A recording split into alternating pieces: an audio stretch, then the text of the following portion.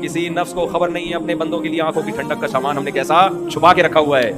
कभी तो शुहदा की करामतें इतनी हैं, बहुत सारे शुहदा के वाक़यात हैं कि दुनिया से जाते हुए उनको अल्लाह ने जन्नत दिखाई है, दुनिया से जाते हुए जन्नत नजर आई है, उन्होंने बताया है लोगों को। मैं अक्सर इस मौके पर एक वाक़या बयान करता हूँ।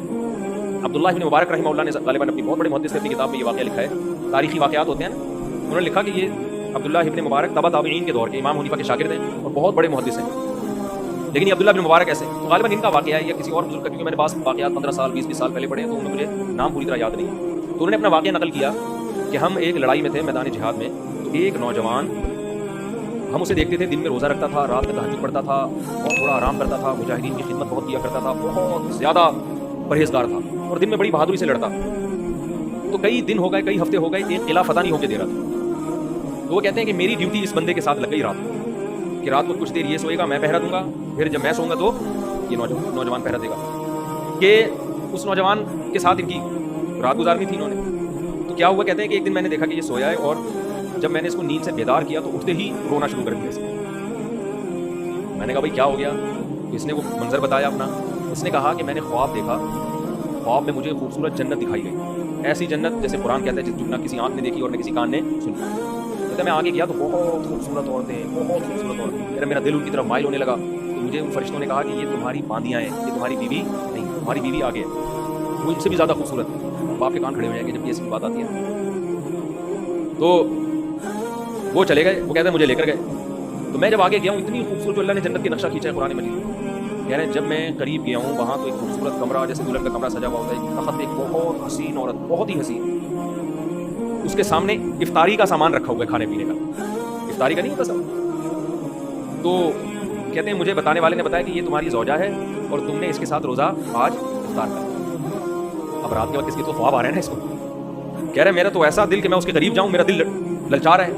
कह रहे जैसे ही मैं उसके करीब गया और मैंने कहा मैं इफ्तारी करूँ तो उसने मेरा हाथ पकड़ लिया और कहा अभी तुम्हारा टाइम नहीं हुआ। जब इफ्तारी का टाइम होगा ना, जो यानी हकीकत में इफ्तारी के टाइम, कल तुमने रोज़ा मेरे साथ इफ्तार करना है, कल तुमने रोज़ा मेरे साथ इफ्तार करना है।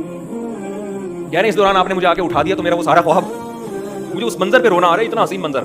लेकिन उसने कल का वादा किया कि कल तुम्हारा रोज़ा किसके साथ इफ्तार होगा? मेरे साथ। तो वो बुजुर्ग कहते हैं कि मुझे लगा कि ये कल शहीद हो जाएगा, क्योंकि रोज़े तो ये रोज़ रखता है। हदीस में आता है मैदान जिहाद में जो एक रोज़ा रखता है 1 साल के रोज़ों के बराबर है। लेकिन उलमा ने लिखा है ये फजीलत उसके लिए है जिसको रोज़ा रखने के बाद लड़ने में कमज़ोरी ना हो।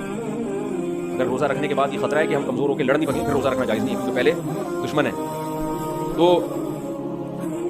कहते हैं कि ये इसका रोज़ा था तो मैं समझ रहा था शहादत हो जाएगी, कुछ भी नहीं हुआ। तो मुझे ख्याल आने लगा कि झूठा ख्वाब होगा इसका। कहते हैं कि सारा दिन ये बहादुरी से लड़ा भी, फिर भी शहीद नहीं हुआ। कह रहे फिर हमने इफ्तारी का सामान ला के रख दिया और इनको ख्याल होने लगा कि यार ऐसे ही ख्वाब था, एक बरागंदा ख्याल होगा, आ गया होगा। कह रहे हैं इधर ये इफ्तारी पे बैठने का वक्त आया है, किले से एक तीर आके इसके सीने में लगा और ये वहीं कलमा पढ़ के शहीद हो। अब वो जो बुजुर्ग थे ना, उनकी गालिबन अब्दुल्लाह बिन मुबारक थे। कह रहे मेरी ये कैफियत कि मैंने तो ये सारा ख्वाब, यानी इसने मुझे सुनाया था ना कि ऐन मेरी तुम्हारी मुझसे मुलाकात कब होगी? इफ्तारी के टाइम। कह रहे मैंने जोर से, वो कहते हैं मैंने चीख मारी ना पूरे लश्कर में कि ये शख्स कामयाब हो गया। और कह रहे फिर मैंने सबको बुला के इसका ख्वाब सुनाया कि कैसा अल्लाह ने ख्वाब सच्चा किया है। कि उस हूर ने इससे वादा किया था कि कल तुम्हारी इफ्तारी किसके साथ होगी? ये मुजाहिदीन के एक वाकयात नहीं है, मुजाहिदीन की तो क्योंकि वो बहुत ज्यादा कुर्बानी दे रहे होते हैं ना, तो उनकी को अल्लाह की तरफ से मोटिवेशन दूसरों से ज्यादा मिलती है। तो वो कहते हैं कि मैंने जब मैंने मुजाहिदीन को ये वाकया सुनाया ऐसा हुआ, तो कह रहे अगले दिन इतनी बहादुरी से सारे, देखो हूरों का चक्कर ऐसा है ना मर्द हर चीज पे कंप्रोमाइज कर लेता है, औरत पे कंप्रोमाइज नहीं करता। तभी तो कुरान हदीस में आता है, मैंने नबी सल्लल्लाहु अलैहि वसल्लम की बुखारी की हदीस है कि मैंने मर्दों के लिए अपने बाद औरत से बड़ा फितना कोई नहीं छोड़ा। इसलिए कि मर्द हर जगह कंप्रोमाइज करता है, औरत के फितने में जब आता है बर्बाद। इसलिए इस फितने में आने से पहले बेहतर है कि टाइम पे शादी कर लो, ताकि ये फितने की टेंशन से निकल जाओ।